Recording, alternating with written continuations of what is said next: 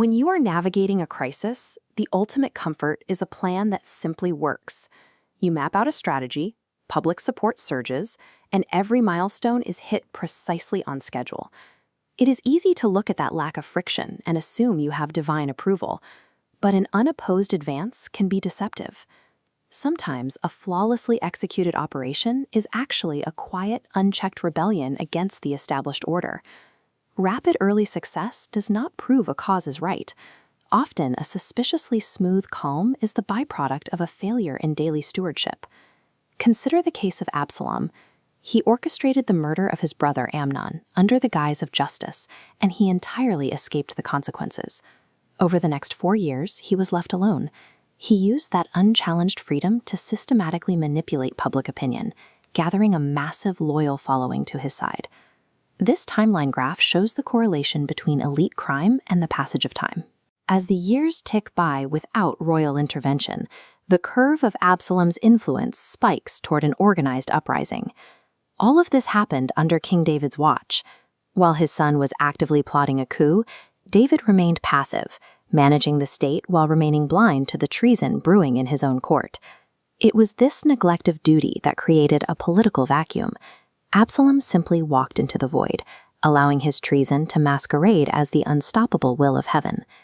When the rebellion launched, the royal court collapsed into panic as loyalists scrambled to evacuate the capital before the rebel army arrived. Panic reveals the true nature of an alliance. Ahithophel was David's most trusted counselor, a man who possessed deep insider access to every facet of the royal administration. Confronted with an exiled king and an aggressive usurper, Ahithophel calculated the political odds.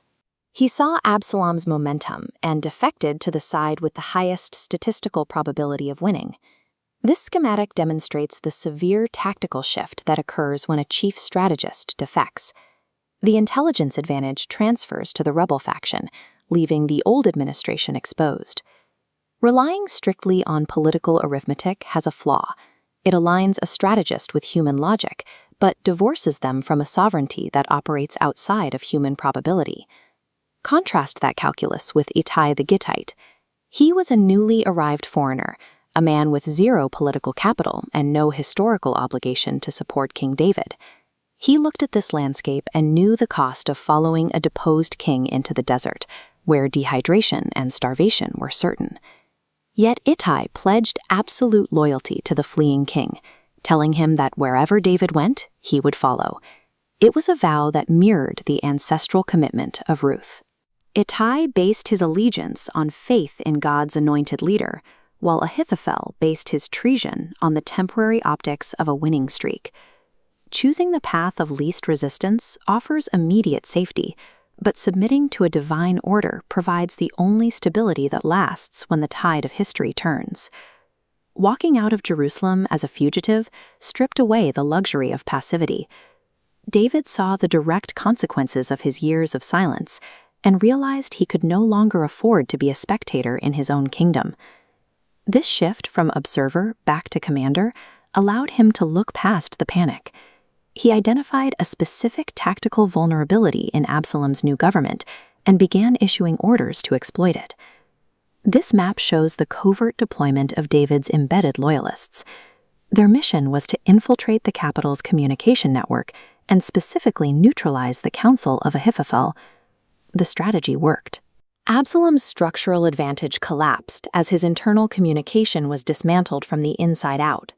Raw numbers and initial execution proved powerless against a leader who had finally returned to his role, executing a plan that relied on more than human cunning. Absalom's uprising began with the illusion of frictionless momentum.